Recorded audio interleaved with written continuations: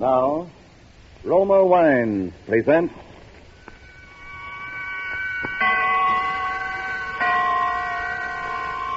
Suspense. Tonight, The Man Who Couldn't Lose, starring Gene Kelly. Suspense is presented for your enjoyment by Roma Wines. That's R-O-M-A, Roma Wines. Those excellent California wines that can add so much pleasantness to the way you live, to your happiness in entertaining guests, to your enjoyment of everyday meals. Yes, right now, a glassful would be very pleasant as Roma Wines bring you Suspense.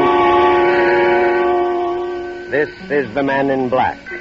Tonight from Hollywood, we bring you a star, Mr. Gene Kelly, in a suspense play by Emil C. Tepperman called The Man Who Couldn't Lose. It is a tale of dawn till midnight in a man's life, a tale of murder and money and luck, such luck as pursues a man once in 100 years. But first, here is a message from your host, the Roma Wine Company of Fresno, California. Roma wines, made in California, are of such uniformly superb quality that they are imported by many foreign countries as the choice of true connoisseurs of fine wines. Millions of Americans also enjoy the excellence of Roma wines daily, with meals and when entertaining. In fact, more Americans enjoy Roma than any other wine.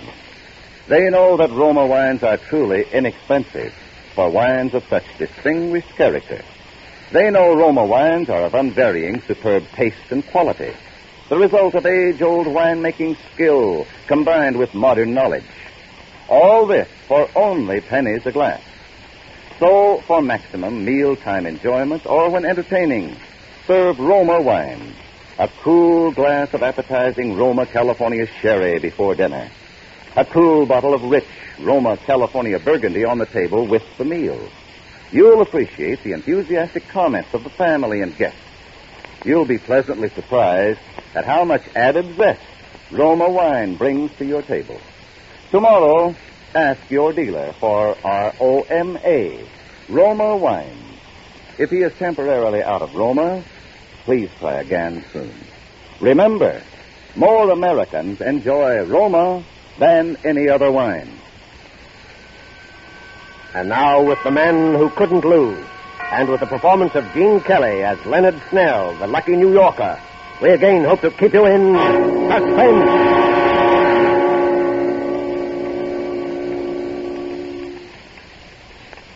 You feeling all right now? Sure, I feel swell. You better not talk any more, though. Oh, why not? I got nothing to worry about.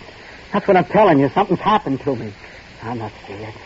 Just like old man Mosley said, it doesn't happen often, but when it does, well, it's happened to me.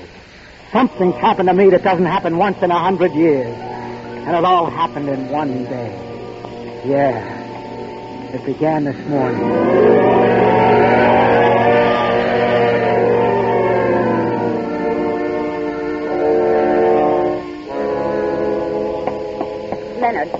Leonard. Don't try to kid me. You're not asleep.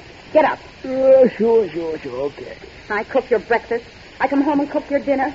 In between, I work behind that counter all day until I'm so tired I can't hardly stand up.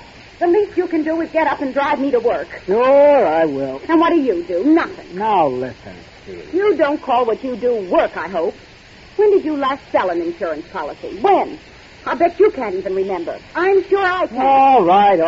And when you do get up enough energy to sell one once in a while, I never see the money. Horses, sweepstakes, tickets, and numbers, anything. Just so long as you can gamble it away. But do you ever bring $1 home? Not that I ever hear anything.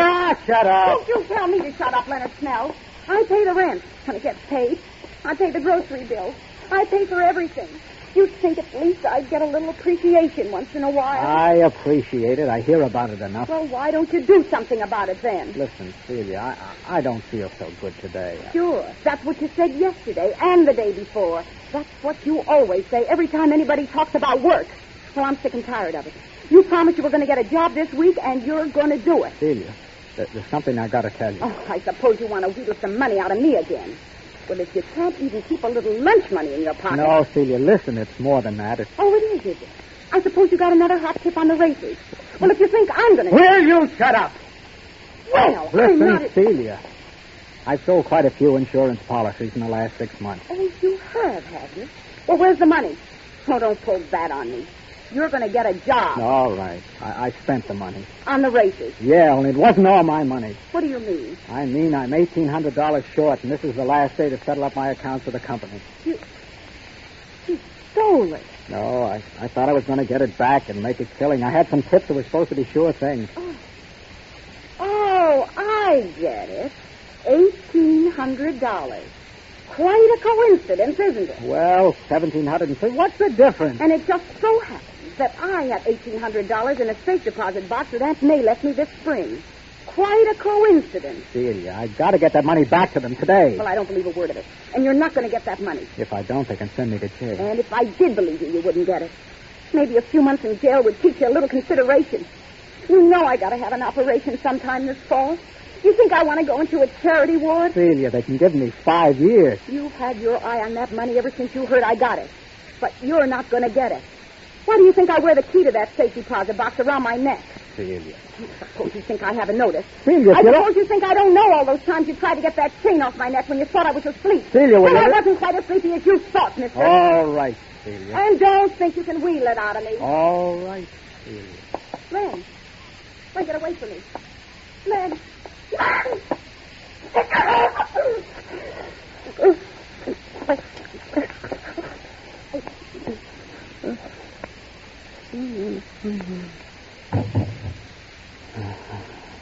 I knew I'd have to do that to you someday.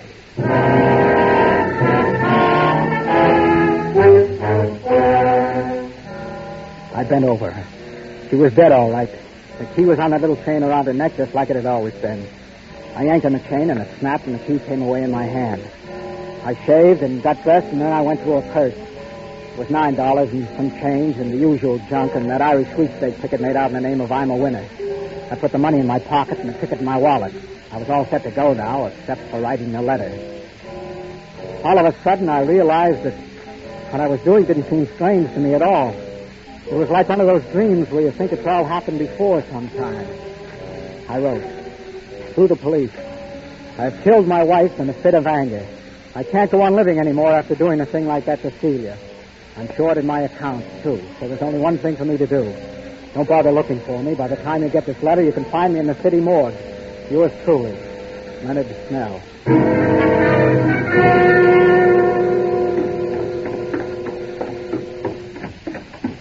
Leonard. Oh, Leonard. Oh, good morning, Mr. Mosley. Leonard. I just had some great news. I knew you'd want to hear about it right away. Well, I'm in sort of a hurry this morning, all Mr. right. Wait till you hear this. You know that picric acid dye formula I've been working on? Yeah. The government's just bought an option on it. They're going to try it out under factory conditions. And when they do, well, my boy, it'll be worth $1 million. Well, what do you know? That's really great. Well, I guess I've got to... I have decided to take out that annuity you've been trying to sell me. Got an application with you? You... Oh, yeah, sure. Come on inside. Oh, hello there, Leonard. Good morning. Why, my land, you look as though you'd just seen a ghost or something. Just sold a policy.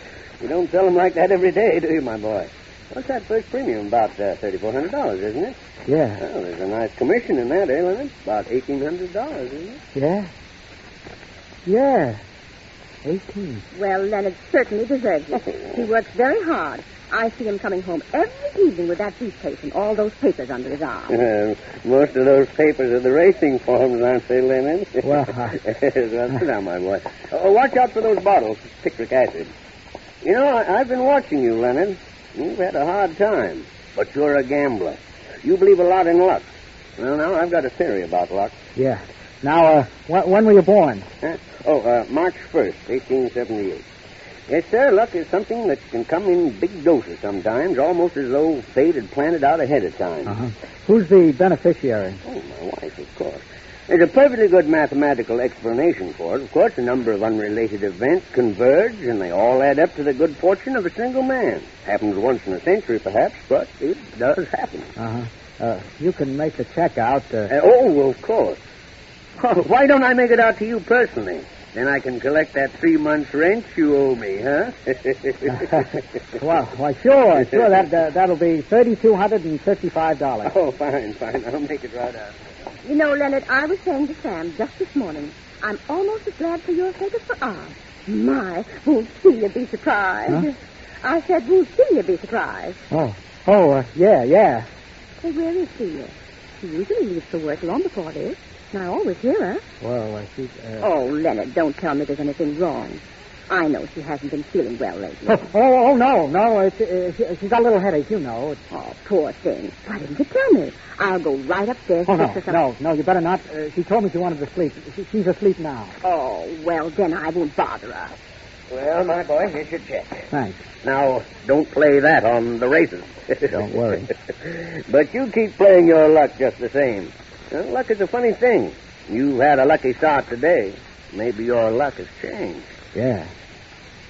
Yeah, maybe it has.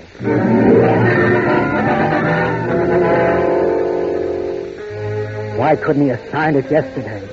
That's all I could think of for a couple of minutes. Why couldn't he signed it yesterday? That was done now. So I got in the car and drove downtown. First, I went to Celia's bank and got that $1,800 out of the deposit box. Nobody said a word. Then I went to Mosley's bank and cashed his check. I had over $5,000 now.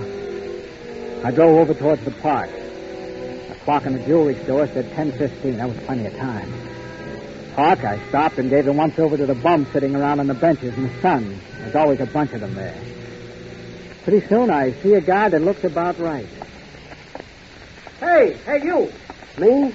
Yeah, you want to make $5? You mean a job? Oh, you won't have to strain yourself.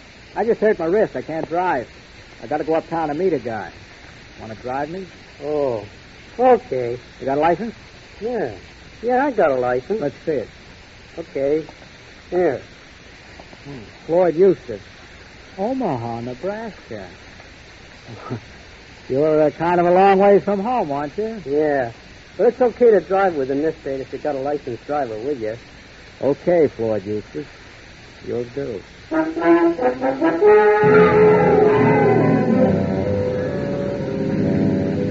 We get in the car and head uptown. My luck is holding all right. This guy couldn't have been better if I'd looked a week. I see another clock, and it's only a little past 10:30 now. I still got lots of time, so I decide to clean up the details now. How am I doing? Okay, but turn right at the next block, Floyd. I want to go by the 43rd Street post office and mail a letter. Sure. You could mail it in a letterbox, though. Yeah, but, I don't want to mail it a letterbox. Oh, okay. I go into the post office and get a stamp and mail a letter. The letter I tell about killing Celia. It's just addressed to the police commissioner, 21 Center Street.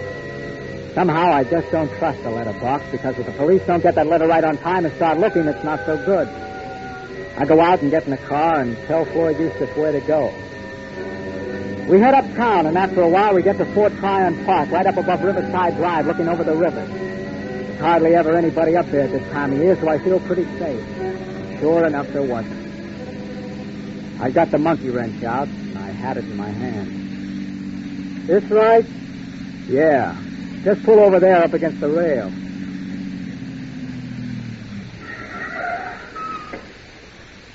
Gee, I never been up here.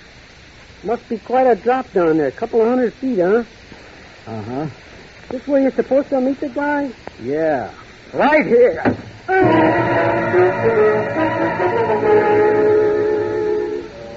I dragged him into the back seat and took off all his clothes, and then all mine. I changed clothes with him right down to the underwear and socks. I put all my papers in his pocket. My license, old man Mosley's application, my wallet, the works. Then I dragged him up front again behind the wheel. Then there was something else I had to do that I didn't like much either, but I couldn't take any chances. I held his head back against the seat and raised the monkey wrench again. I hit him in the face. I hit him a lot.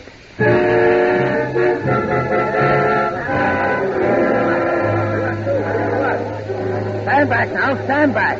I tell you, officer, it didn't land more than 3 feet from me. Not more than 3 feet. What happened? This car just rolled off the Palisades up there somehow and landed smack in the middle of the street. Gee, look at his face. He must have gone right through the windshield. Poor fella. Guy named Snell. Leonard Snell. I was free.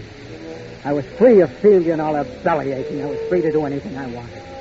I had $5,000 in my pocket, and the cops had Leonard Snell's body down in the morgue, just like I told them they would in the letter.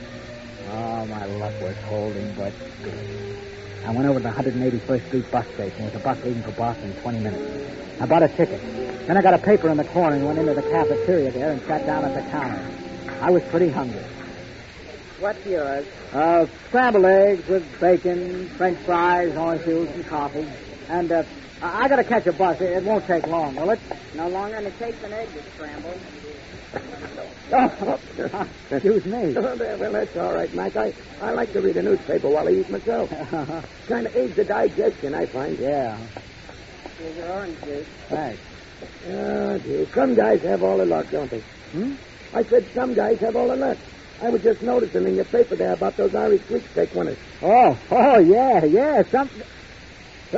What's the matter? You feel bad? Have all the luck.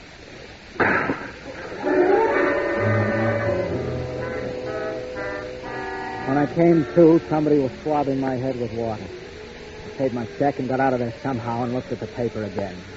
That's what it said, all right. I'm a winner, draws favorite in Irish sweep. 5 tickets. And it went on to say how it was worth at least $40,000 and maybe $150,000 if the horse won. And all of a sudden I was standing there cursing and swearing at Celia, right out loud, just as though she was alive. Well, I saw people were staring at me, and I stopped. If it hadn't have been for her, I'd have $40,000. $40,000. Now that $40,000 is just a one-way ticket to the hot seat. Because that $40,000 belonged to Leonard Snell, and that Irish sweep ticket was in Leonard Snell's wallet. And Leonard Snell's wallet was in the pocket of that bum that was supposed to be me. Why, now the cops would have it along with the rest of Leonard Snell's stuff down at headquarters after they put the body in the morgue. Well, I still had my $5,000 and a bus ticket to Boston. You can't get all the breaks all the time, was what I figured then. So I got in the bus. Plenty of seats in the rear. Is this seat taken? No, not at all. Sit right down. Thanks. Yeah, well, somebody must be feeling pretty good this afternoon. Huh? Besides, it's got that there, I'm a winner, that ticket on the sweep. I see it says there they pay him $40,000 for it right now. $40,000. Yeah. I'd sure like to be in his shoes, wouldn't you? Yeah. And I see it says Here, do you want to read it? Well, you don't need to get sore. Skip it. Holy... What? All what? Hey, stop! Hey, let me out. I gotta get out of here. Will you make up your mind? I don't have to make up my mind, brother. I don't have to make up my mind. It was right then that I got the idea what was happening. It was just like old man Marsley said. It may only happen once in 100 years, but it was happening to me. Oh, my luck was riding high. And when your luck is like that, you just can't lose. Because there it was, right in the paper again, on page 3. Freak explosion in Brooklyn kills 3. That was my house. And the people killed were Marsley and his wife and Celia. They thought it was caused by old Marsley's chemical or something. I didn't know. I didn't care. All I knew was they thought Celia had been killed by the explosion in the fire. And I was in the clear. I could walk into the police station, get my sweepstakes ticket, collect that $40,000, be set for life. Oh, I knew just what I was going to tell them. It was a lead pipe. I was walking on air all the way to the police station. I was going up the steps. Then I stopped. Because I just remembered something terrible. And if I'd remembered it 10 seconds later, I'd have walked right into the electric chair. I remembered the letter. I was late.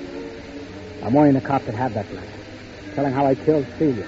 That letter that I'd taken all the trouble to mail at the 43rd Street post office so I'd be sure to get off all right. Well, even worse this time than I had before, because it seemed like I'd almost had that money right in my hand. I was pretty shaky. I went into a bar to get a drink. Yes, sir, what would it be? Double rye. All right, sir. Like a little chaser on the side, huh? No. Well, that would be... Just leave the bottle. Oh, yes, sir.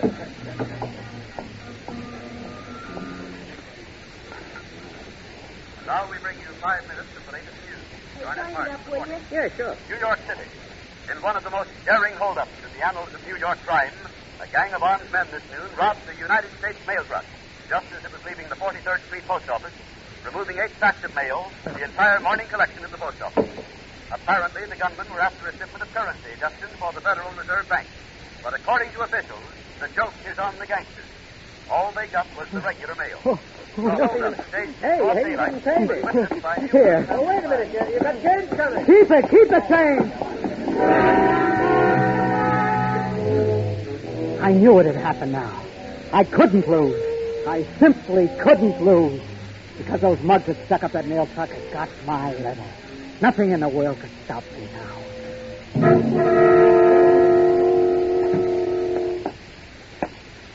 Officer, I just been held up. Held up, huh? Yeah. Well, what happened? Well, I picked up a guy who asked me for a lift about 225th Street and Broadway. I was driving along by Van Cortlandt Park when he suddenly grabbed me. And he hit me with something. That's all I remember until I woke up lying in the park. My car was gone, and then I found out he'd taken my wallet, my money, well, everything. I see. What's your name? Leonard Snell. Leonard Snell. Yeah, that's right. Oh. Say, Lieutenant, this gentleman is Mr. Leonard Snell. He was held up this morning and his car was stolen. Just sit in here with him, Snell. Why? Sure. For now. Thanks. I got some news for you, Mr. Snell. Did you find my car? Yes, but, Well, you haven't seen the papers today? not since this morning. I got some good news and some bad news for you, Mr. Snell. Maybe I'd better tell you the bad news first. Pretty bad. Go ahead. Your wife was killed this morning, Mr. Snell, in a fire at your home. My wife? Killed? And this probably won't interest you much under the circumstances, Mr. Snell, but you've drawn a ticket worth $40,000 in the Irish sweepstakes. Win the Irish sweepstakes and then lose your wife the same day. Some people sure have all the hard luck in the world.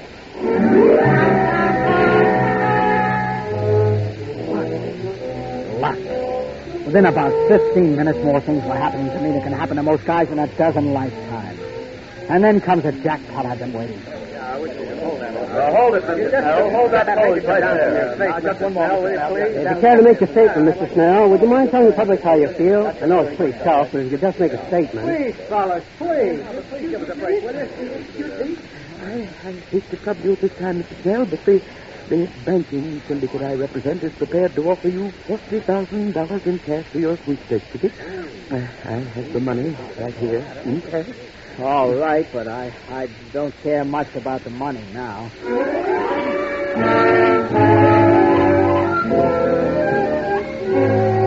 That was at 4:30. By 6, I have $45,000 in my pocket. Cash. And I'm registered at the Waldorf and sitting down to dinner. I'll take the plank steak, please, medium. Yes, sir. I'll have your order very shortly. Hello, pal. Mind if I sit down? Oh, you a reporter? Not exactly. I'm sort of a collector. You owe me 40 grand, pal, and I come to collect now. 40? Why, I don't know. Oh, yes, you do, pal. Remember that little letter you wrote to the police commissioner this morning that you mailed at the 43rd Street post office? Remember that? Some friends of mine found it. They figure it's worth just about 40 grand. You're one of the guys that stuck up that nail. You want to make something of it? There's a big reward. There's a cop right outside the hotel. Kind of figured you'd play ball. Where's the letter? My friend's got it right outside in the car. You still got that dough in your case, like the paper said? Yeah. Come on. All right. Yeah, you're a pretty lucky guy at that, pal. Suppose somebody else has got that letter. Don't worry, pal. Your secret is safe with me. Here's the car. Got the guy, Frankie? Yeah, and he's acting real reasonable, too. Get up the cash, pal. You recognize the letter, don't you? Yeah, here's your money. And here's your letter. Only don't try anything funny because we still know what that letter says. And the cops could always dig up the body and find out how your old lady really kicked off. Couldn't they? I think he gets the idea. So long, pal. Officer! Officer! Those are the gangsters. They have Come on, get down.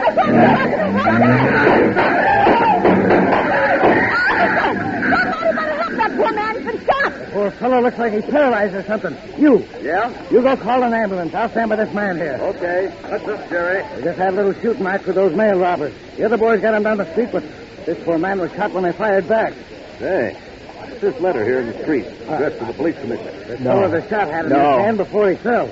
Better open it. It might be evidence. No. What? No. Leonard Snell again. Better put a guard on Snell at the hospital, Jerry. From the looks of this letter, he's going to stand trial for murder.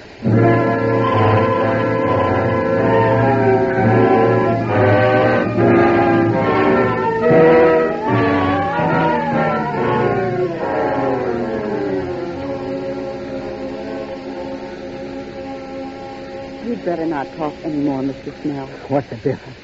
What's the difference how much I talk? That's what I wanted to tell him. Once I did get the letter, I'll never go to trial. Because I got luck. Don't you see? It comes once in 100 years, and I got it. I got that kind of luck. And when you got that kind of luck, you can't lose. You can't lose. You can't lose.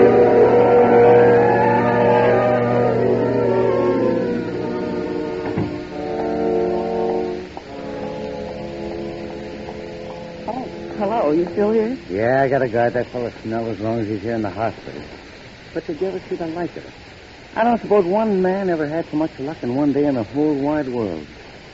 Well, I guess his luck is played out now, all right, though. It's funny. He said, you can't lose. Well, he's wrong there, because that ladder's going to fly. Just as sure as my name is Jerry Malone. No, you're wrong, Jerry. His luck is still good. What? He's dead.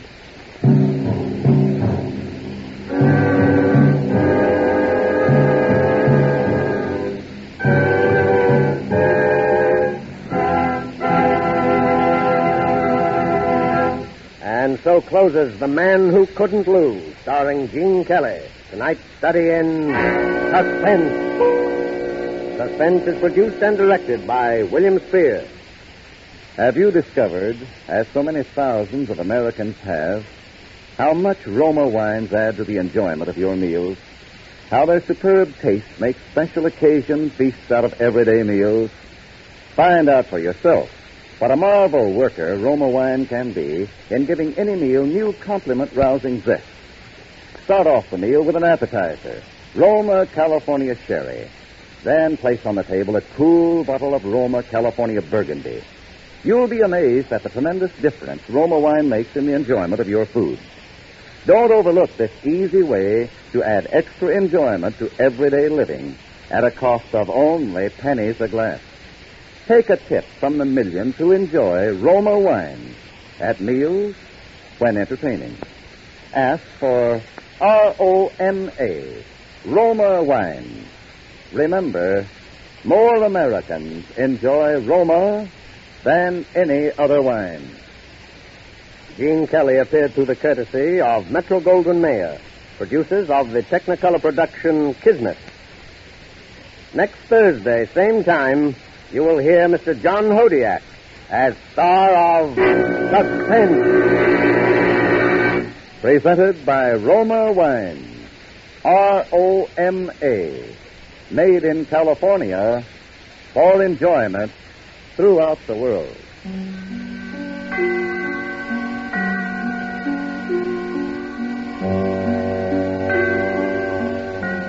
This is CBS, the Columbia Broadcasting System.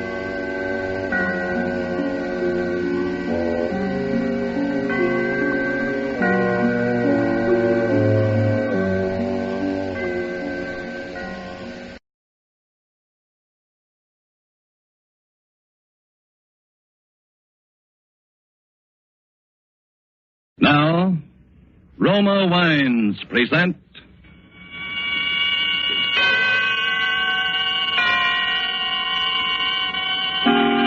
Suspense.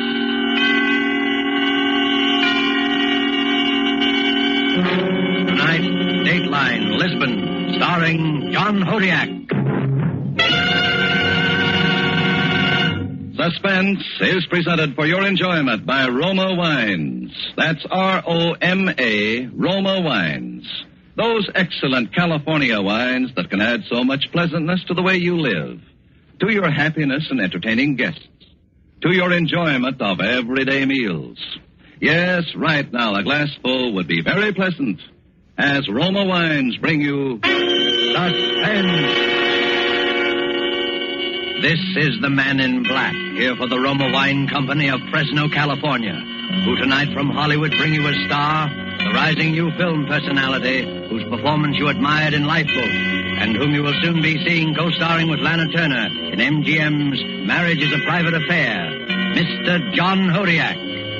For our suspense play this evening, we ask you to project time into the not-too-distant future. And so, with Dateline Lisbon and with the performance of John Hodiak as William Baldwin, we again hope to keep you in suspense.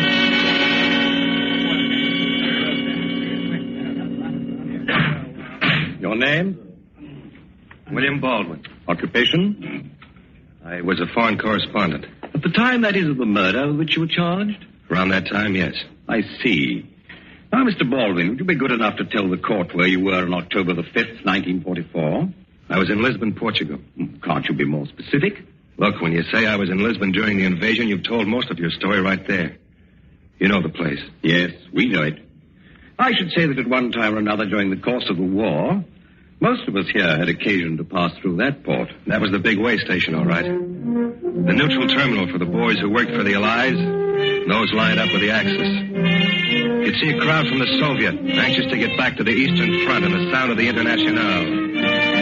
You'd see right behind them, maybe, a delegation of Nazis, glad to be away from any front and sick of the horsed whistle song. The lads from London with their briefcases and striped trousers and ruled Britannia very clear in their ears. They were there, too. So were the guys from Warsaw. Their clothes getting a little threadbare, but the Polonaise sounding as fresh and strong as it did 4 years before. And the French, not the Vichy'ites, but the ones who might be at the very next table, the free ones, who never stopped hearing La Marseillaise. Brass hats, underground agents, refugees, and heels. That was Lisbon.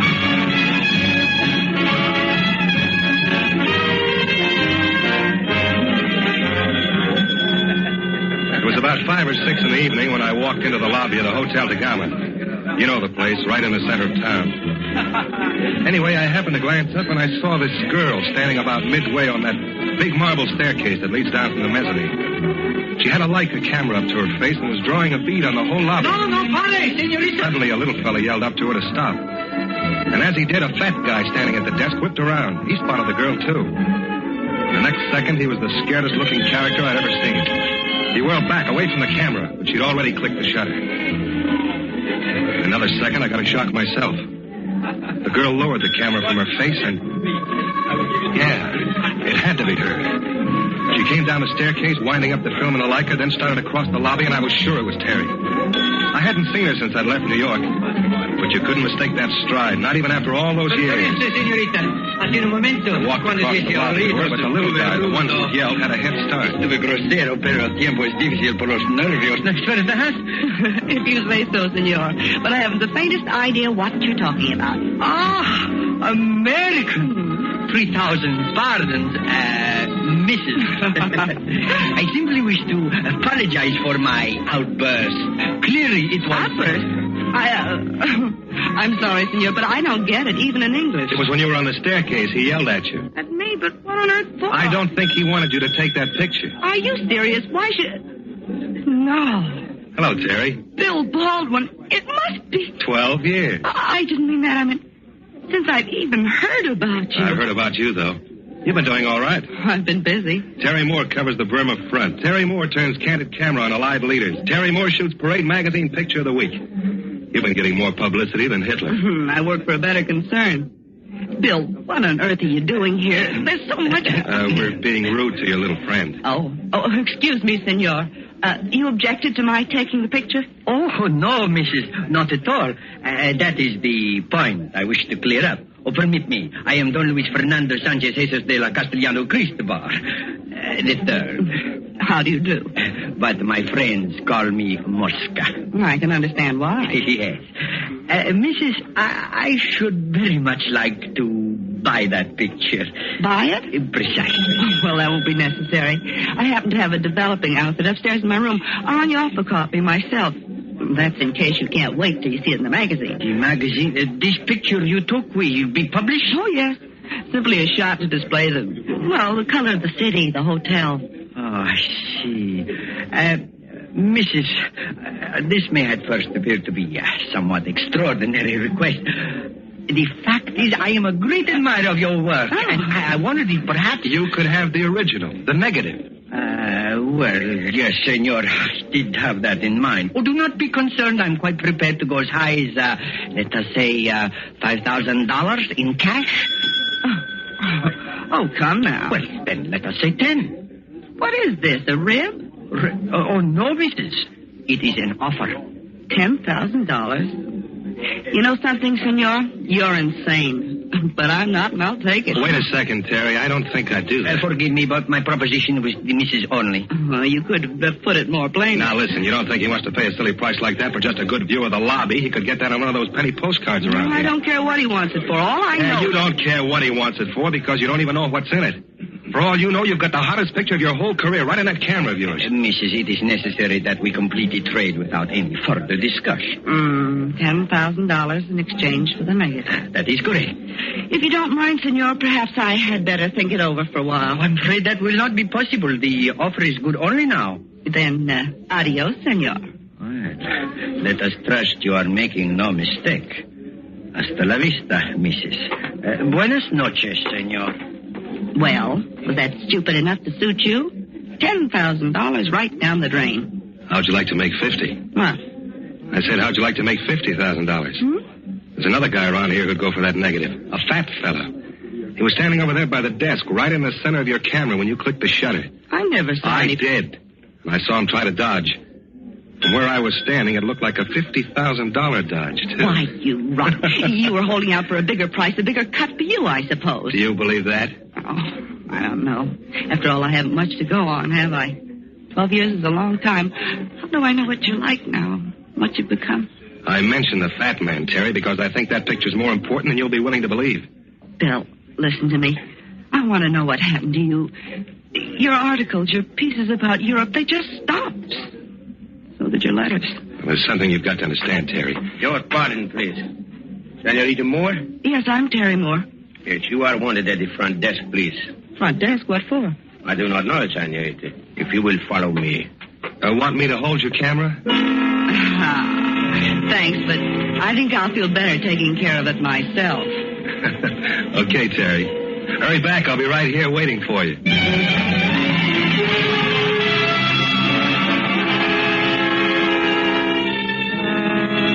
I'd been standing there about a minute, gentlemen, when I looked up and saw the fat guy. He stepped out of one of the lobby phone booths and headed for the cocktail lounge. I didn't want to lose track of him, so I followed. Pretty soon out came Terry. She had a funny look on her face. Okay, so you're right, and I hope you're satisfied. What happened? Get a better offer? Yes, my life. Your life? In return for leaving my camera on the third floor fire escape within the next 20 minutes, I shall be permitted to go on living. Otherwise... No, don't sit down. Who told you all that? I don't know. That's a silly remark. You don't know. The call was waiting for me at the desk. It was somebody on the other end of the telephone. Oh. Excuse me. My friend. You at the table. Tone deaf. And am Tisch dort. Gestatten Sie? Well, how did you learn to speak? Ja, jawohl. Mind if we join you? Bedauere, ich spreche kein Englisch. Sound like a voice on the telephone? How can I tell if he doesn't speak English? What did he say? He said he doesn't speak English. Oh. Wait a second. Excuse me, pal, but I'd like you to meet the young lady you talked to on the phone. She, How können Sie nicht sehen, dass ich beschäftigt bin? You better speak English. Every time she hears German, she goes to pieces. Creates a terrific scene. You will be good enough to leave me alone. I do not wish your company. Thank you. What about that, Terry? I'm pretty sure that's it. Good. Have a seat. Oh, that's all right. Don't get up here. I don't believe I caught your name. Look, if you do not leave at once, I shall call the manager. I'll be glad to do it for you.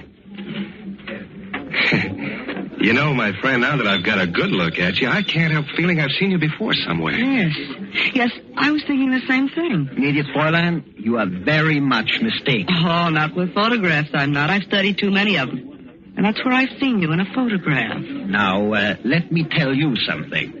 You have never seen me before.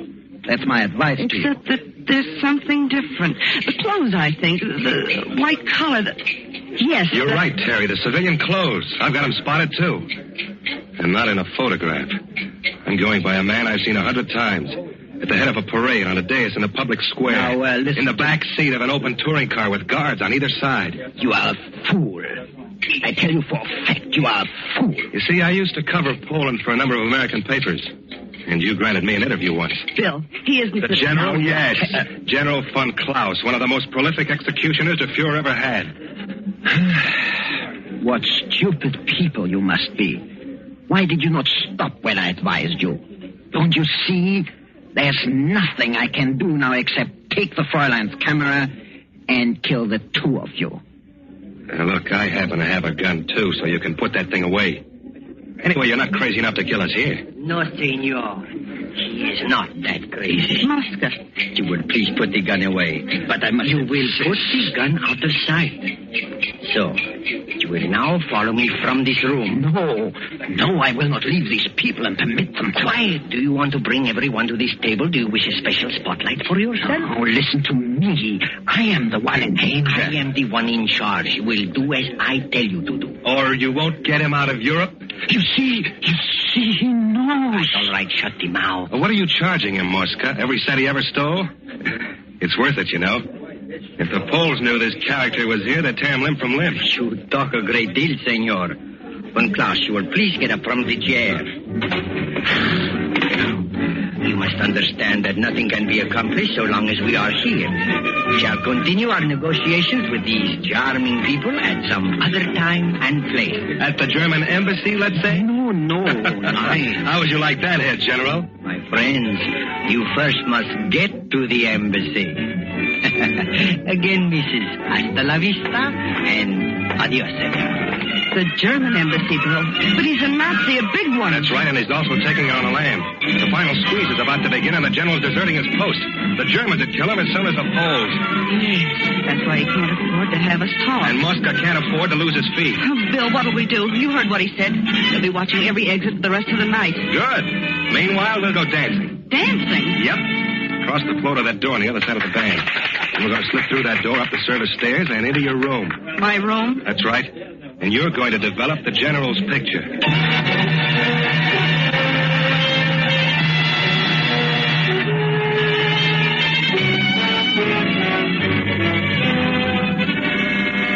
Tonight for Suspense, Roma Wines are bringing you as star Mr. John Hodiak, whom you have heard in the prologue to Dateline Lisbon by Harold Medford. Tonight's tale of suspense.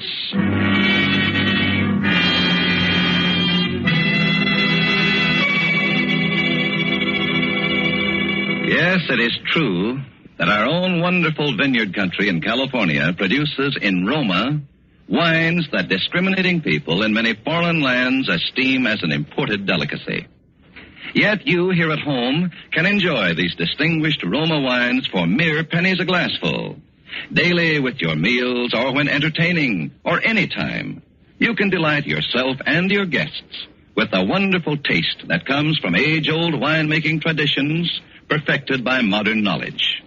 For a treat you are certain to enjoy, place on the table with dinner tomorrow night a cool bottle of hearty, rich red Roma California Burgundy. It doesn't matter what the meal is or what kind of glasses you use to serve Roma. It's good in any glass with any meal.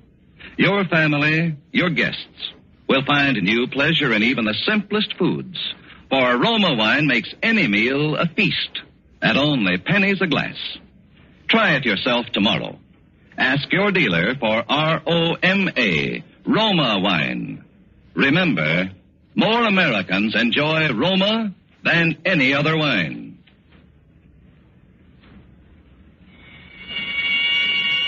And now it is with pleasure that we bring back to our sound stage Mr. John Hodiak as William Baldwin, a man on trial before a jury of his peers in Dateline Lisbon, a tale well calculated to keep you in suspense.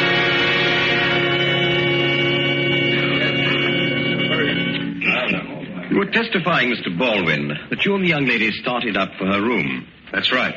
The rear way, up the service stairs. I see. Mr. Baldwin, since you've already admitted the murder, are you sure there's a need for such detail? I wanted you to have your record straight. There isn't much more of it, though. Very well. And so you got the girl up to her room, eh? Yes. I remember very clearly. We stepped into her room. I shoved the bolt across the door. She switched on the light. And she went straight for her developing stuff. A tray, an MQ tube, the hypo, the usual paraphernalia, and went to work. I knew what was in her mind. She was going to develop that picture and get out of there as fast as she possibly could. She was scared, I guess. Then while I stood there watching her, she stopped. For about half a minute, stared into space. Bill. What is it, Terry? You haven't said anything about going home, going back to America. You've been over here so long. Yeah. Say, you'll want those lights off when you start to develop that thing, won't you? Yes. Well, give me the signal when you're ready, huh? I think I'm ready now. Okay. Bill, there's something I've got. What's that? What's what? That noise then. Oh, I was just trying the door to be sure it was locked. Little jumpy, aren't you? I wouldn't be. There's not a soul who can get to you, Terry. So just relax. You were asking me something. Yes, Bill. What are you doing here? In Lisbon? Yes. I'm waiting. I've been waiting for months. You mean to get home? I can't go back to America, Terry. I'm on the list. I was surprised you didn't know that. Oh, no. Yeah, I've been waiting for a chance to escape. Your hunch is right. I stayed over here too long. I lost the feel of my country and the sense of what she was. And when they got around to repatriating the correspondence, I elected to stay behind. I'd been inoculated, Terry. I had the germ. So help me, I went for that spiel about the new order of things. But you could... You don't mean you worked for them? I worked for them. There were 1,000 things a guy in my position could help them with. And now that the heat's on, now that the walls are beginning to melt, you're making your getaway. That's right. Before the courts come to session and the sentences are handed out. A traitor. A coward. You and Von Klaus, you're cowards, both of you. You're two of a kind. Yeah, we ought to make fine traveling companions. South America, I imagine. Oh, he and Mosca don't know it yet, but that's how it's going to work. You see, the way I look at it, if Mosca can arrange an escape from Von Klaus, he can certainly arrange one for me. You got the money to pay for it, huh? No, but I've got the picture. Your picture. If that thing's published and if the story gets out, the Senor's Underground Railroad is dead. He'll make a deal for that picture, all right. Let's not worry about that. No, Bill. Surely you understand I'm going to tell this story, every part of it. Oh, I was afraid you'd feel that way. I'll have to make sure you don't. Oh, I see. All right. But you're not going to get this. Terry, get away from that picture. The door. Somebody's opened the door. Baldwin, the picture. Do you have it? Von Klaus. It's safe, General. And put away. You'll find the light switch there by the door, left side. And Mosca. But that door was locked. How did you open it? We didn't, Mrs. We opened this door. The closet. Then you were there all the time. You were listening. We were there when you entered the room. And you've already heard my proposition. What do you say, Mosca? Is it a deal? But of course, senor. Of course. And now, if you will turn over the photograph. Yes, senor? You get the photograph when I'm on my way with Von Klaus with the right kind of passport and tickets. And incidentally, how soon can you get me those? I'm in something of a rush. I understand, senor. Would tomorrow... Let's say tonight, in about 30 minutes, in the lobby. Look, why the hesitation? It's very simple. I've got the photograph and I've got a gun. What'll it be? You must know the answer, senor. It is a deal. Okay. You can leave now. I've got some work to do. Very well. It shall be as you say, senor. 30 minutes from now in the lobby. Von Klaus? There is just one thing unsettled. Yes? The Fräulein. Now, for the sake of security of all, I must insist she be silenced at once. You don't have to insist. I'm taking care of it myself. Now, you understand, Herr Baldwin. In my present situation, I must be very sure of things. Yeah, sure. Meanwhile, I told you to clear out of here. Not till the Fräulein is silent. Don't be stupid. This isn't the time for that or the place either. We can't... No? Then why did you select this time, senor? And also select this place? Yeah. We heard you only a minute ago, preparing to shoot this girl. No. Then why do you delay her, Baldwin? Why do you not proceed? That gun again? Come on, General, put it away. For what reason? What does it matter whose weapon we use? And, why don't you make me put it away? He has no weapon. Bill. He has no weapon. I think you better make sure. Go on, he's covered. Your arm, senor. Hold them away, so. There's nothing there. And now I like to know, Herr Baldwin, how you expected to kill the Fräulein if you did not have a gun. Very simple. He did not expect to kill her. Nothing in that pocket. Then why did he say... Why? Because he heard the noise from the closet and he knew that we were here. You remember the moment, Mrs., he said he was trying the door?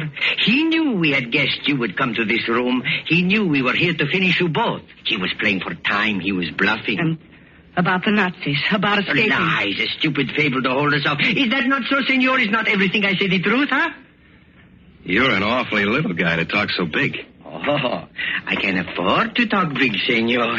I am sure now that you have no gun. You are, huh? What are you doing? Turn loose of him, Baldwin. I'll fire. Go, me. That's it. Oh, just face Von Klaus. Oh. There. Is he right in his hand? There's my gun, senor. Okay, General, go on and fire. No, wait. Go on. And the way I'm lined up now, your bullet will go straight through Mosca first. Stop moving, Mosca. He will seize the gun. He will... Oh, no. Now listen to me. Listen, I'll say to you now, Baldwin. If you do not release him in exactly 5 minutes, I shall shoot the Fräulein dead. Go on. And meanwhile, I'll work on Mosca.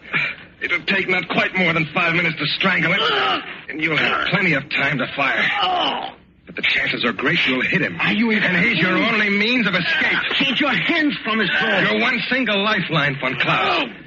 He's the only guy who knows the ropes and his time is running out. Now, wait, listen. We can make some arrangement. All right, Von Klaus, put your gun on the table. We'll go on from there. No, the gun, no. Your life's going fast, Von Klaus. The one man who can save your neck's getting pretty limp. Put your gun on the table. Whatever else you listen, money, what is it, your prize? How much? Oh, my God, stop. There. It's on the table now. Let him go, Baldwin. Please, let him go. Carry the gun. Yes. Here, Bill. Here it is. Thanks. He'll be okay in a minute. But the gun, what are you? Never mind that. Just tell me your full name. I do not understand what... Answer the question. What's your full name? Maximilian Reinhard von Klaus. Occupation? What do you know? Occupation, I said. What's your occupation? I was divisional commander of police for the district of Warsaw in Poland. At the time, that is, of the slaughter. The slaughter? The mass executions of May 9th in the year 1940. When your men at your order went into the homes of those who weren't cooperative enough and machine-gunned the women and children. What is this? You're standing trial for murder. Standing trial for... You are mad. There can be no trial. There's no judge. I'm the judge, Von Klaus, and those two the jury, Terry Moore and Mosca. But our arrangements, you said if I put the gun on the table... I turned loose of your little pal. Well, I did. That was our only arrangement. And now I want to know how you plead, guilty or not guilty, for the execution of those families. Those families? How would I know those families? You wouldn't know, but I would. That's been my business all these years. Gathering the names of victims. Keeping records on murderers like you. Baldwin, wait, give me a chance. Chance? Those Poles didn't even have a trial. You had them shot in cold blood without even passing sentence. But you're getting all of that, Von Klaus. You're really getting the works. But you must understand those measures are... Look, I will show you. It's a matter of administration. Did you or did you not have those people killed? I'm trying to explain to you it was military expediency, the entire procedure. It's part of the war. It had to be done, I'll tell you. In other words, you did? Yes, but That's all I wanted to hear. Your verdict, Terry, what is it? I say the man is guilty. Mosca's not able to vote right now, so I'll have to do it for him. And I say you're guilty, Von Klaus. So for the crime of multiple murder, I sentence you to death. No. And may God have mercy on your soul.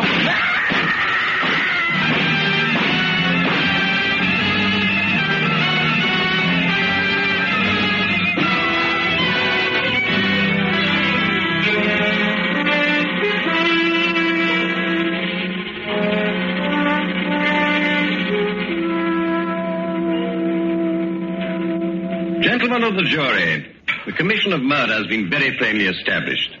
So in the case of the World Democracies versus the defendant, William Baldwin, what will your verdict be?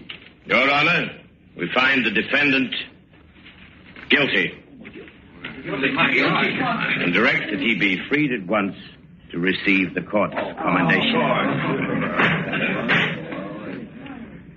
Thank you, gentlemen. In view of the somewhat irregular circumstances, we see no reason to dissent. There is, however, a question. We know, of course, that this Moscow has been imprisoned since the collapse of the Axis powers. But that picture, Mr. Baldwin, Terry Moore's photograph of von Klaus, whatever became of that? Oh, well, ever since we've been married, it's the one thing I don't dare mention. She's pretty touchy about it. Yes? But you did develop it finally. Oh, sure, and it was, well, sir, the thing was just a blur.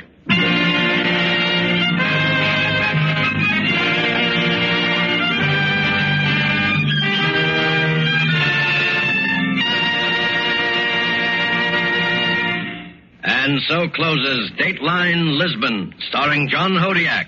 Tonight's study in Suspense. Suspense is produced and directed by William Spear. If you are one who does not yet know how much and how delightfully Roma wines can add to your meals, well, let me urge you not to miss out any longer on such a treat as this. There's nothing complicated about it. Just get and serve Roma wine with meals or any time in any kind of glass you wish. Try the many different kinds of Roma wine until you find those you like best of all. Try Roma California Sherry with its wonderful nut-like flavor as an appetizer. Then hearty Roma Burgundy or the deliciously delicate Roma Sauterne with the meal. These superb wines make even the simplest meal a feast. Yet they cost you only pennies a glassful. Get some tomorrow. And if your dealer is temporarily out of Roma, please try again soon. Ask for ROMA, Roma wines. Remember, more Americans enjoy Roma than any other wine. Our government wishes us to pass along to you an important reminder. Winter is just around the corner, a winter in which every kind of fuel for home heating will be extremely scarce. It is to your essential interest to ensure fuel savings right now. Arrange for your fuel supply immediately. Check all your heating equipment now. If possible, protect yourself against loss of heat by seeing to proper insulation, storm sash, and weather stripping. If you don't prepare now for heavier weather, you may be in for a cold, uncomfortable winter. Next Thursday, same time, you will hear Mr. Reginald Gardiner as star of Suspense. Presented by Roma Wines, ROMA. Made in California for enjoyment throughout the world.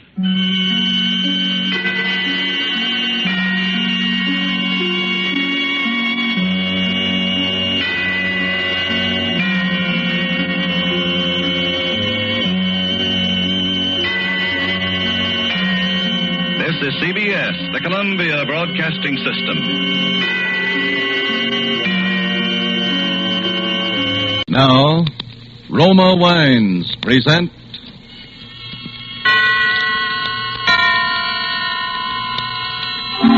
Suspense. Tonight, The Merry Widower, starring Reginald Gardiner. Suspense is presented for your enjoyment by Roma Wines. That's ROMA, Roma Wines. Those excellent California wines that can add so much pleasantness to the way you live, to your happiness in entertaining guests, to your enjoyment of everyday meals. Yes, right now a glassful would be very pleasant as Roma Wines bring you Suspense. This is the Man in Black, here for the Roma Wine Company of Fresno, California, who tonight from Hollywood brings you as star Mr. Reginald Gardiner and a suspense play in grim three-quarter time.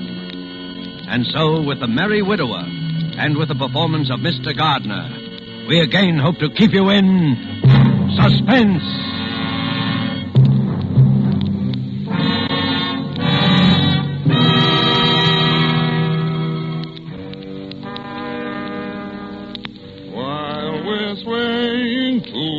the playing of the dance. Oh, George. Eyes will listen as George Munsey, if you don't listen to me... My good woman, pray, what is the meaning of this intrusion? What?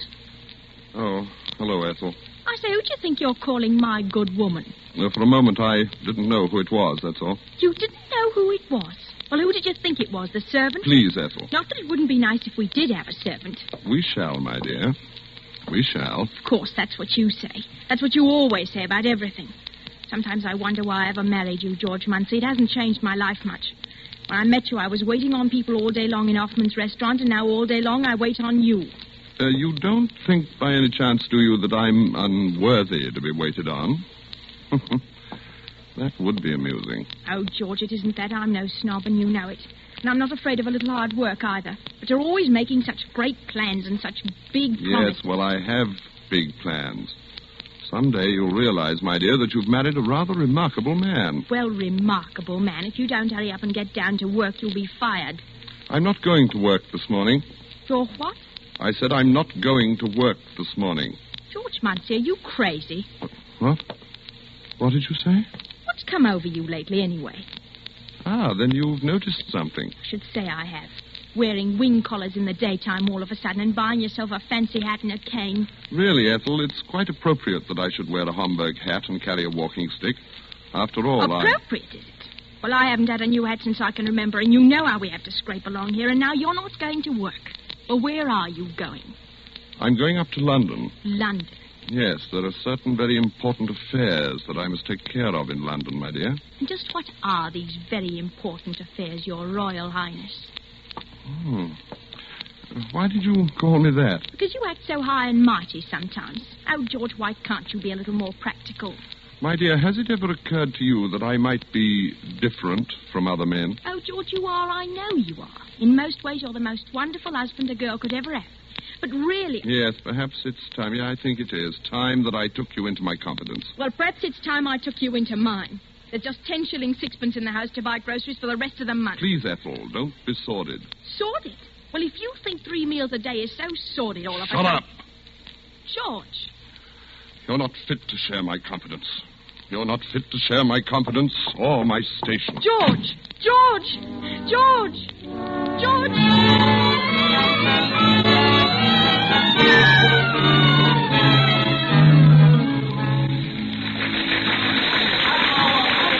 Encore! Encore!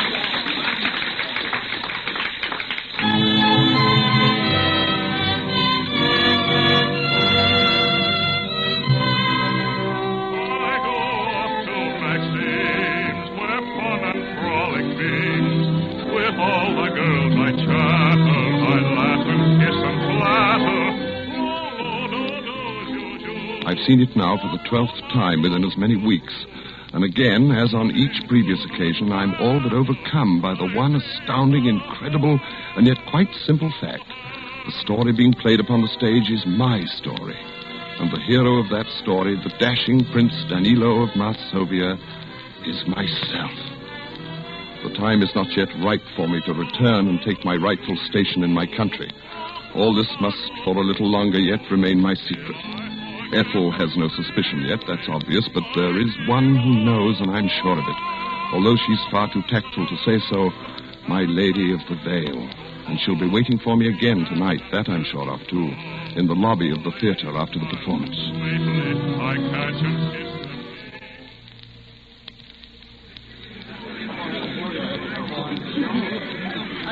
Ah, fair lady. It's you again. My, this is a coincidence. No. I'd set my heart on meeting you again. May I walk a little way with you, fair lady? If you like. Shall we go through the park? If you like. Till we meet again. You must be almost as fond of the play as I am. Fond of it? Well, that's hardly the word for it now, is it? But I suppose you have some special reason. Ah, then you do suspect me. Oh, now, one doesn't have to be a mind reader for that. Every young man in town is halfway in love with a merry widow as it is. Not every young man, fair lady. Remember, the prince himself does not return her love until the very last. Well, Well, that's so. That's as it must be, fair lady. If you don't stop calling me fair lady, I shall have to start calling you Prince Charming.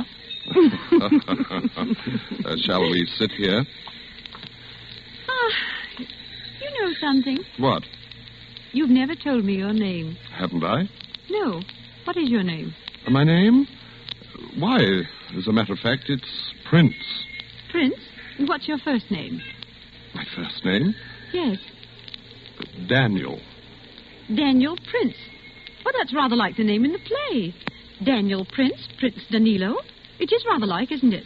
Yes, it is. Well, don't you want to know my name? Oh, I know it. It's Sonia. No, it's Hilda. Hilda Calamere. Oh. Well, I must say you're not very curious.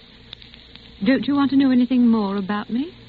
Whether I'm married or... Why, you're a widow. Why, so I am. However did you know? Lift your veil, fair lady, and let me see your face. Well, since my bereavement, I may seem a little older than you. Even a few years older. It's not one's age that matters, but who one is. Oh, that is so true. Daniel, are you married? Married? No. Well, I don't see why you act so skittish about it.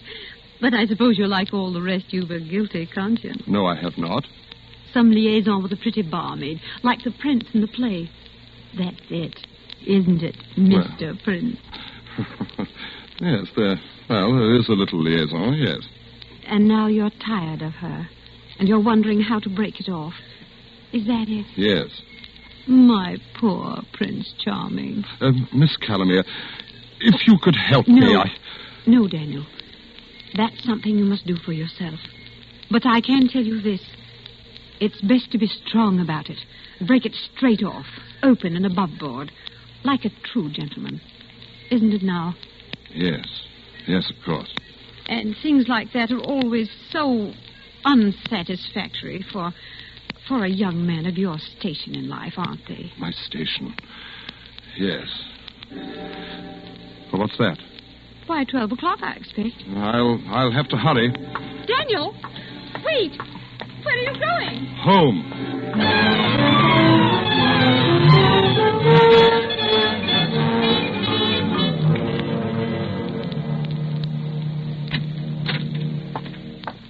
George?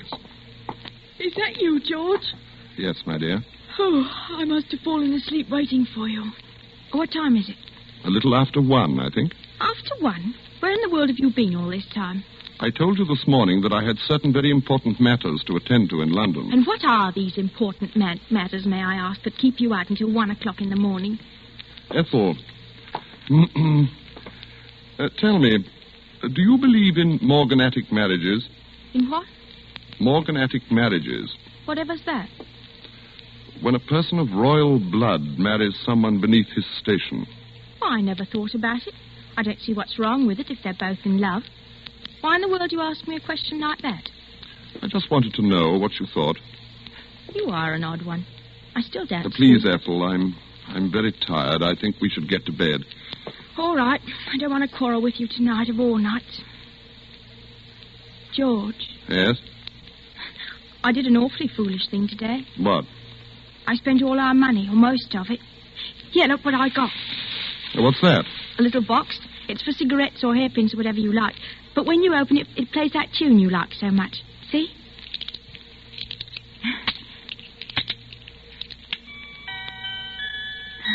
Well, that was very thoughtful of you, Ethel.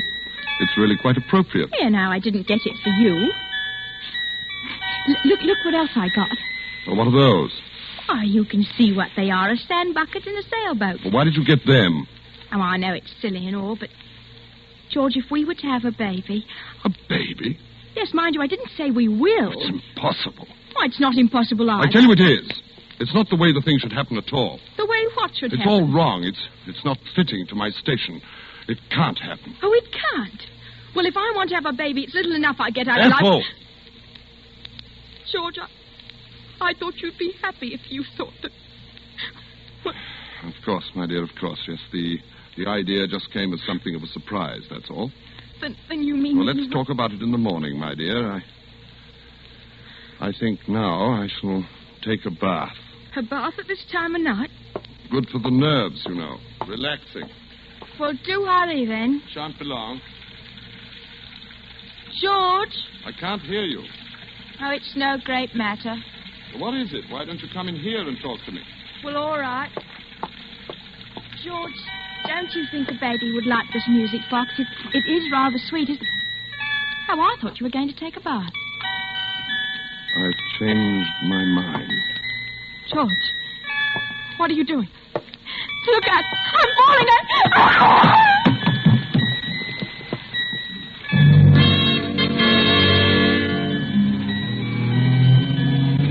The thing kept playing as she lay there in the water. I looked at her very closely. It wasn't necessary now to do anything more. There was a deep bruise on her forehead just above the temple.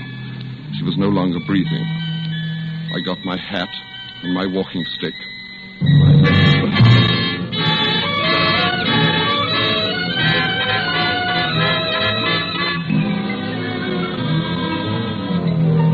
Tonight for Suspense, Roma Wines are bringing you The Merry Widower by Robert L. Richards, based on Roy Vickers' short story, The Rubber Trumpet.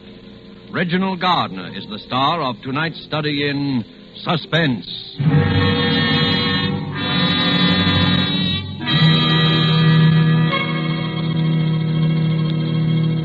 In many foreign lands, wine connoisseurs could propose this toast. California has given us this superb wine, so delicate, so excellent in taste and bouquet, that we import it. It is famous Roma California wine. Yes, that is true. For in Roma wines you will find the uniform qualities which make a wine truly magnificent. More Americans enjoy Roma than any other wine, for greater enjoyment of meals, for delighting their guests.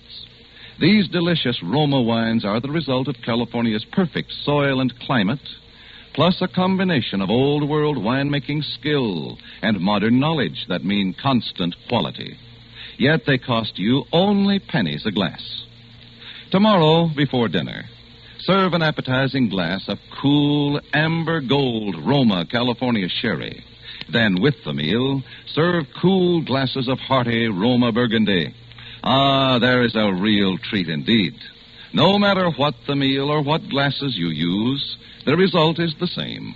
New compliment-rousing enjoyment of the meal. New pleasure from even the simplest foods. Try this easy, inexpensive way to better living tomorrow.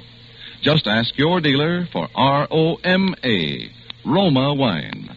If your dealer is out of Roma, please try again soon. Remember, more Americans enjoy Roma than any other wine. And now it is with pleasure that we bring back to our soundstage Mr. Reginald Gardner in The Merry Widower, a tale well calculated to keep you in suspense. Shall I tell you more? Yes, I believe I shall. You've been very attentive, and it pleases us to have you share our confidence. Very well, then. At the performance that evening, the lovely widow and I sealed our betrothal.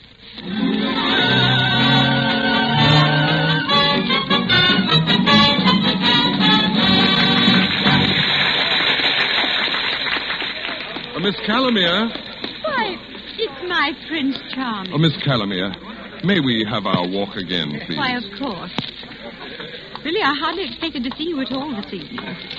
You know you were rather a naughty boy to leave me so suddenly last night without a word or anything. Yes, I suppose I was, but... You were going home, you said. Yes, to my lodgings. Oh, of course. Tell me, did you enjoy the performance tonight? I didn't see it. I don't want ever to see it or hear it again. Oh. Daniel, do you have something to tell me? Yes. Is it about her? Yes. Did you do as I told you? Yes. It's finished. My poor, dear boy. And that's why you don't want to hear the music anymore. because it reminds you of things you'd rather forget. Yes. That was very good of you, Daniel, and very brave. I hope it wasn't necessary to hurt her too much. No. It didn't hurt her very much. And what are your plans I've now? come to you, Miss Callum. I've come to you. Daniel, you mean... You're the only person in the world who understands me, Miss Calumet. Oh, my Prince Charming. It's like a dream, like the play that brought us together. We are the play now. Until death do us part. Yes, until death do us part.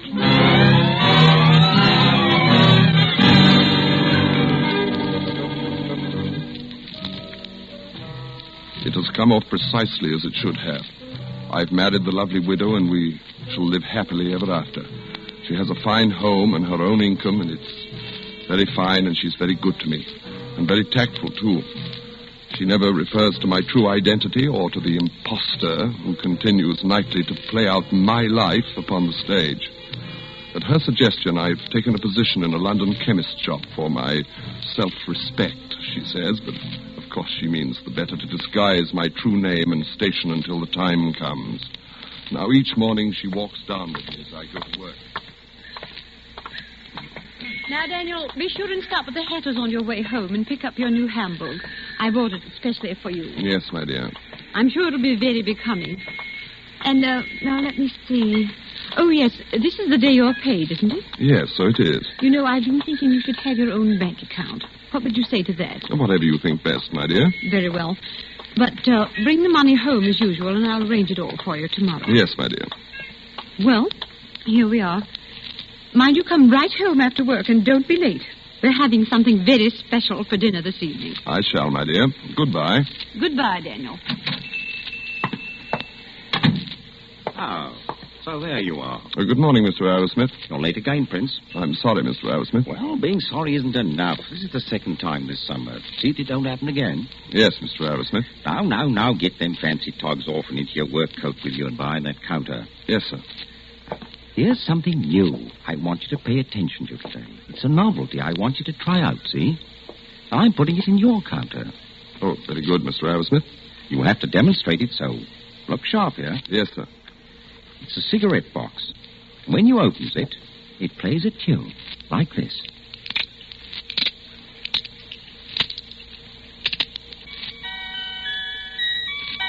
You see? Stop it. Stop it. Stop it, I say. What? I'm sorry, sir. But you see, I'm quite allergic to music. Oh, you are you? Well, mind you don't talk to me in that tone of voice, or you're liable to find that I'm allergic to keeping you on here. You understand? Yes, sir. And here's your pay. The 6pence dock for that glass you broke Saturday. Thank you, sir. And mind you give some attention to trying to sell that music box. Allergic or not allergic? Yes, sir. Oh, hello, Prince. What's all a row with the old man? Oh, nothing at all. Just a minor difference of opinion and a matter of policy, that's all. Matter of policy, eh? Oh, here, what's this? Don't touch it. What's wrong? Has it got a snake in it or what? It's a very delicate piece of mechanism. Well, let's see. Oh, I say. Give it to me. Well, you are edgy. Well, you look as though you'd seen a ghost. A ghost?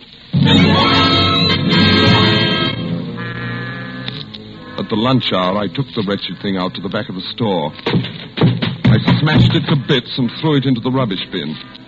It had been priced at 7 6. And I rang it up on the cash register. I say, Prince. Yes, sir? Where's that music box? I sold it, sir. You did, eh? Well, that's jolly good. Nice to have you show a bit of initiative for a change. Thank you, sir. Here you are. Here's another one. What? Salesman talked me into buying 3 dozen of them.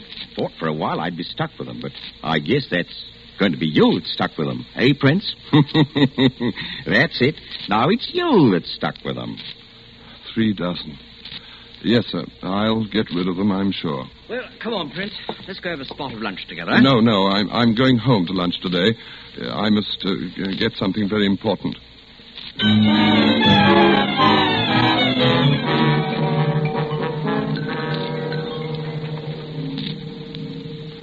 Well, good night, Bertie. Night, Prince. Good night, Mr. Arrowsmith. Good night. Oh, Prince. Yes, sir? How did you do with those musical cigarette boxes, They're all sold, sir. What? All 3 dozen? Yes, sir. You see, a gentleman came in and said he wanted them for an orphanage, sir. 3 dozen musical... Well, that's a nice traveling bag you have there. Genuine alligator. Pretty expensive, eh? Yes, sir, it is. It's my wife's. 3 dozen musical cigarette boxes for an orphanage. The fellow must have been insane. Oh, no, he was quite sane, sir. As sane as you or me. Well, good night, Prince. Good night, sir.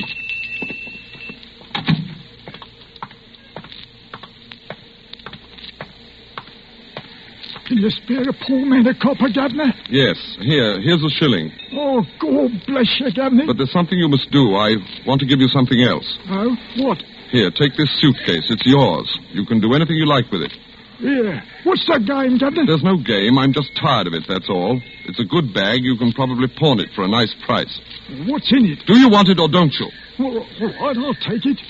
But I hope you don't have your wife act up in it or something. Then take it and shut up.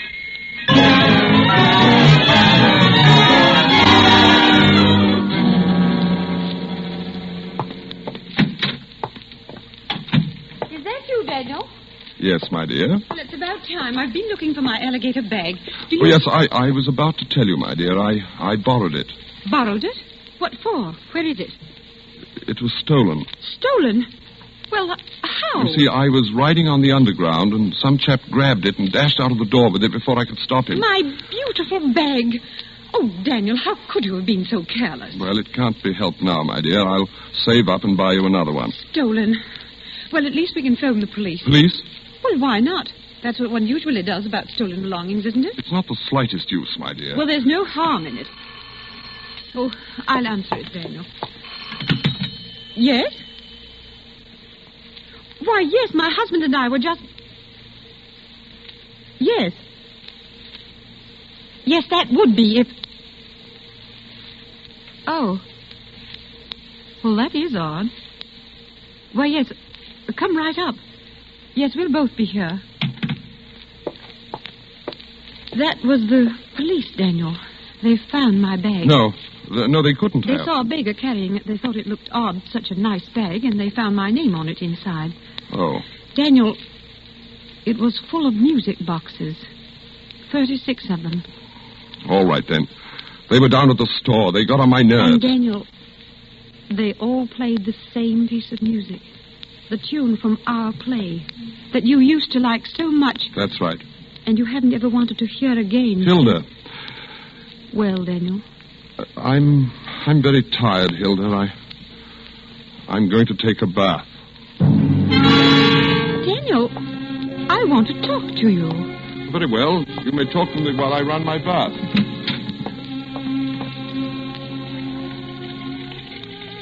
Daniel, something's happened. You're different. I'm no different. Well, why do you hate that piece of music so much? Enough to do such a crazy thing. What?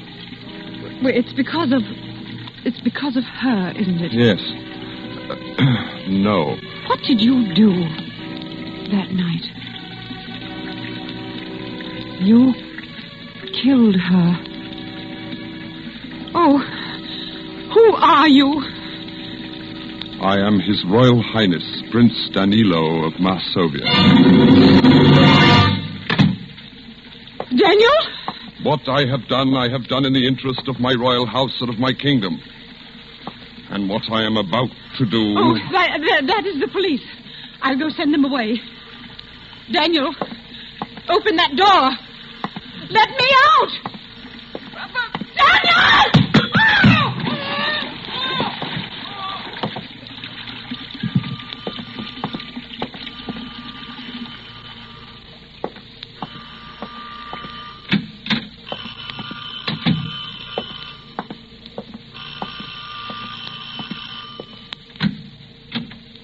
What do you want? I'm Inspector Davis, Scotland Yard. That's him. How, George. How, George, why did you leave me? I'd fallen in the bathroom and cracked my head. And when I woke up, you were gone. You'd fallen? We've been trying to find you for this lady for quite a while, Mr. Muncie. All we had to go on was your taste in music. George. And when this bag showed up with the music boxes in it... by the way, is this your other wife's bag? Oh, George, there was someone else. Ah, so you don't want to answer, eh? Well, you better call the other lady down here, Mr. Muncie. It looks as though you'd have to answer to a charge of bigamy, my lad. Bigamy. Bigamy. Bigamy!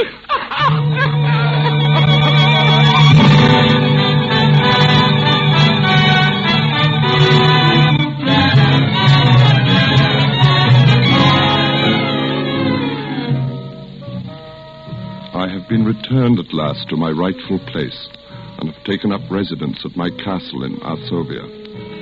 There are heavy bars upon the window for the protection of my royal person, and I am most courteously treated by all my court attendants.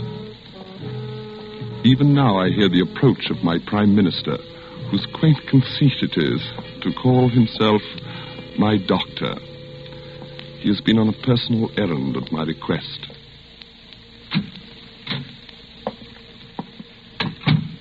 Did you get it? Did you bring us what we asked? Yes. I managed to find one. Here it is.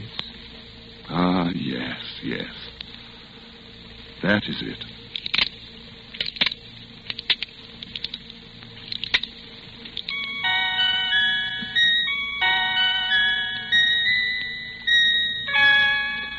We thank you. Doubtless it seems a trivial thing, a mere trinket, but it reminds us of so many things that we cannot quite remember, like some dream of another life. And it will serve to take our mind from cares of state, which is most necessary, since we know that now we shall be here all the rest of our life.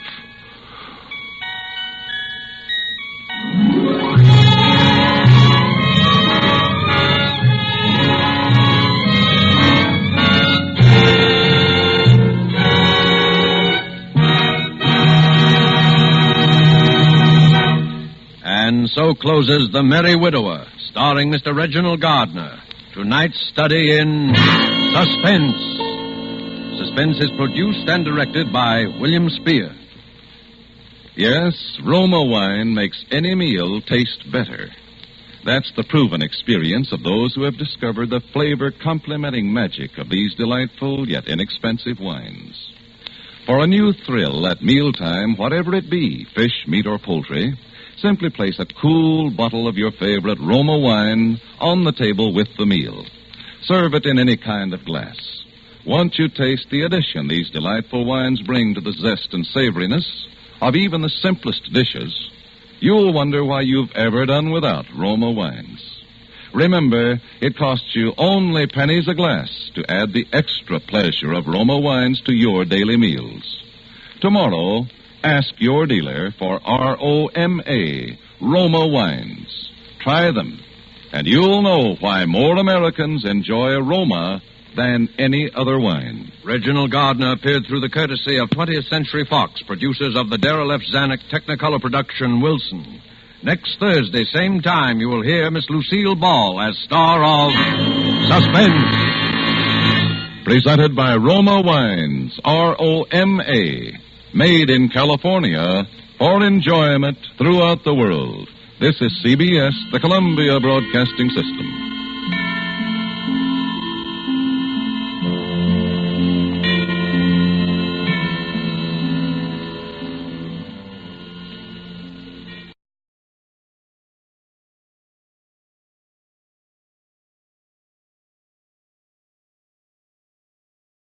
What you said yesterday and the day before. That's what you always say every time anybody talks about work. Well, I'm sick and tired of it. You promised you were going to get a job this week, and you're going to do it. Celia, there's something I got to tell you. Oh, I suppose you want to wheedle some money out of me again. Well, if you can't even keep a little lunch money in your pocket... No, Celia, listen, it's more than that. Oh, it is it? I suppose you got another hot tip on the races. Well, if you think I'm going to... Will you shut up? Well, listen, I'm not... Celia, I've sold quite a few insurance policies in the last 6 months. Oh, you have you? Well, where's the money? Oh, don't pull that on me. You're going to get a job. All right. I spent the money. On the races. Yeah, only it wasn't all my money. What do you mean? I mean I'm $1,800 short, and this is the last day to settle up my accounts with the company. You stole it. No, I thought I was going to get it back and make a killing. I had some tips that were supposed to be sure things. Oh, I get it. $1,800. Quite a coincidence, isn't it? Well, $1,750. What's the difference? And it just so happens that I have $1,800 in a safe deposit box that Aunt May left me this spring. Quite a coincidence. Celia, I got to get that money back to them today. Well, I don't believe a word of it. And you're not going to get that money. If I don't, they can send me to jail. And if I did believe you, you wouldn't get it. Maybe a few months in jail would teach you a little consideration. You know I got to have an operation sometime this fall. You think I want to go into a charity ward? Celia, they can give me 5 years. You've had your eye on that money ever since you heard I got it. But you're not going to get it. Why do you think I wear the key to that safe deposit box around my neck? Celia. I suppose you think I haven't noticed. Celia, I suppose you think I don't know all those times you tried to get that chain off my neck when you thought I was asleep. Celia, well, I wasn't quite as sleepy as you thought, mister. All right, Celia. And don't think you can wheel it out of me. All right, Celia. Len, get away from me. Len.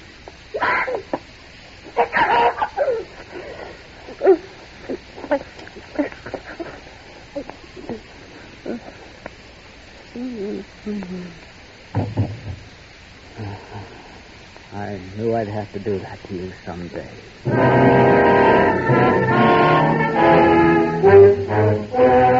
Comments of the family and guests. You'll be pleasantly surprised at how much added zest Roma wine brings to your table. Tomorrow, ask your dealer for ROMA, Roma wine. If he is temporarily out of Roma, please try again soon. Remember, more Americans enjoy Roma than any other wine. And now with the men who couldn't lose, and with the performance of Gene Kelly as Leonard Snell, the lucky New Yorker, we again hope to keep you in suspense.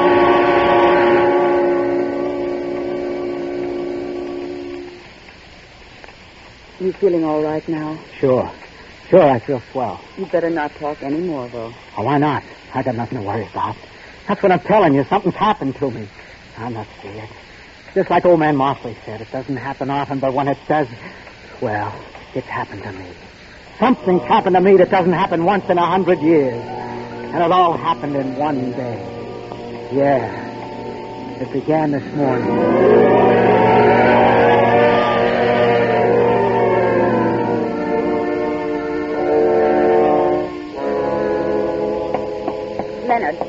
Leonard, don't try to kid me. You're not asleep. Get up. Sure, okay. I cook your breakfast. I come home and cook your dinner.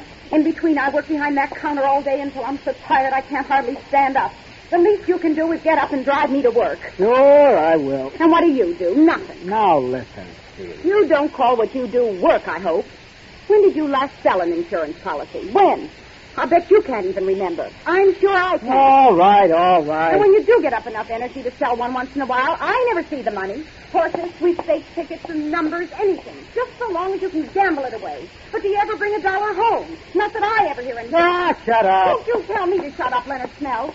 I pay the rent when it gets paid. I pay the grocery bill. I pay for everything. You'd think at least I'd get a little appreciation once in a while. I appreciate it. I hear about it enough. Well, why don't you do something about it then? Listen, Celia, I don't feel so good today. Sure. Now, Roma Wines presents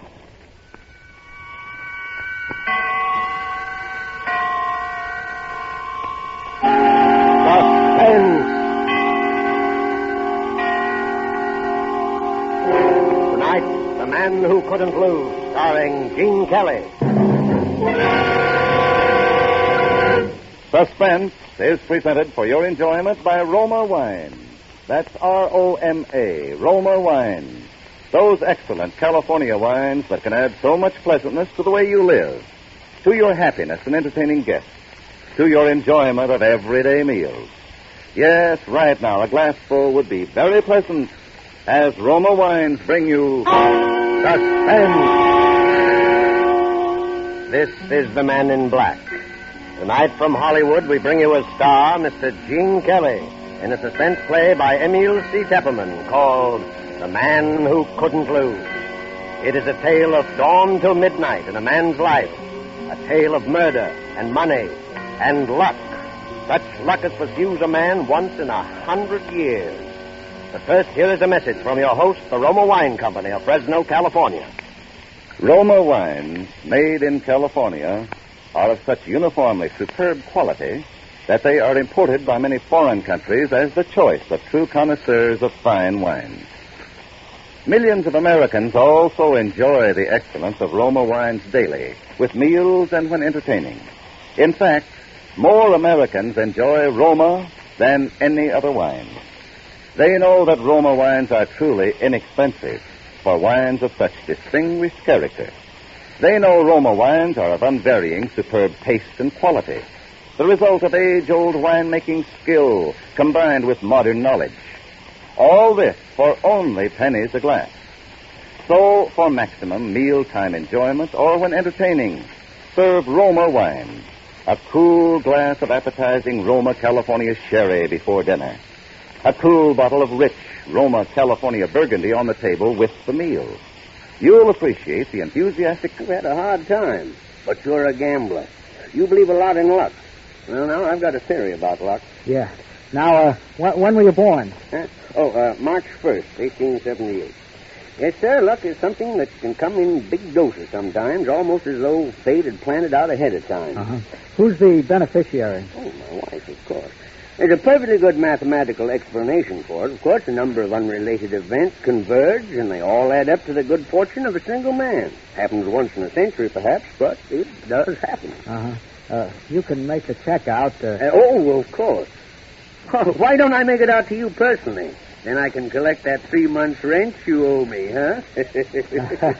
Well, sure. That'll be $3,255. Oh, fine. I'll make it right out. You know, Leonard, I was saying to Sam just this morning, I'm almost as glad for your sake as for ours. My, won't Celia be surprised? Huh? I said, won't Celia be surprised? Yeah. Hey, where is Celia? She usually leaves for work long before this. And I always hear her. Well, Oh, Leonard, don't tell me there's anything wrong. I know she hasn't been feeling well lately. No. She's got a little headache, you know. Oh, poor thing. Why didn't you tell me? I'll go right upstairs and fix her some... No, you better not. She told me she wanted to sleep. She's asleep now. Oh, well, then I won't bother her. Well, my boy, here's your check. Thanks. Now, don't play that on the races. Don't worry. But you keep playing your luck just the same. Well, luck is a funny thing. You've had a lucky start today. Maybe your luck has changed. Yeah, maybe it has.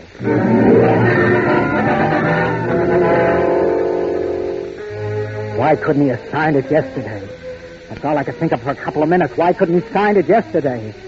That was done now. So I got in the car and drove downtown. First, I went to Celia's bank and got that $1,800 out of the deposit box. Nobody said a word. Then I went to Markley's bank and cashed his check. I had over $5,000 now. I drove over towards the park. The clock in the jewelry store said 10:15. That was plenty of time. Park, I stopped and gave the once over to the bum sitting around on the bench. I bent over her. She was dead, all right. The key was on that little chain around her neck, just like it had always been. I yanked on the chain, and it snapped, and the key came away in my hand. I shaved and got dressed, and then I went to her purse. It was $9 and some change and the usual junk, and that Irish sweepstake ticket made out in the name of I'm a Winner. I put the money in my pocket and the ticket in my wallet. I was all set to go now, except for writing the letter. All of a sudden, I realized that what I was doing didn't seem strange to me at all. It was like one of those dreams where you think it's all happened before sometime. I wrote, "To the police, I've killed my wife in a fit of anger. I can't go on living anymore after doing a thing like that to Celia. I'm short in my accounts, too, so there's only one thing for me to do. Don't bother looking for me. By the time you get this letter, you can find me in the city morgue. Yours truly, Leonard Snell."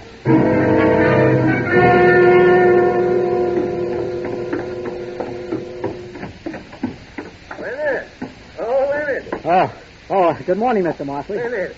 I just had some great news. I knew you'd want to hear about it right away. Well, I'm in sort of a hurry this morning. All right. Where do you hear this? You know that picric acid dye formula I've been working on? Yeah. The government's just bought an option on it. They're going to try it out under factory conditions. And when they do, well, my boy, it'll be worth $1 million. Well, what do you know? That's really great. Well, I guess I've got to... I have decided to take out that annuity you've been trying to sell me. Got an application with you? You... Oh, yeah, sure. Come on inside. Oh, hello there, Leonard. Good morning. Why, my land, you look as though you'd just seen a ghost or something. Just sold a policy. You don't sell them like that every day, do you, my boy? What's that first premium? About $3,400, isn't it? Yeah. Well, there's a nice commission in that, Leonard? About $1,800, isn't it? Yeah. Yeah. 18. Well, Leonard certainly deserves it. He works very hard. I see him coming home every evening with that briefcase and all those papers under his arm. Most of those papers are the racing forms, aren't they, Leonard? Well, sit down, my boy. Watch out for those bottles, picric acid. You know, I've been watching you, Leonard.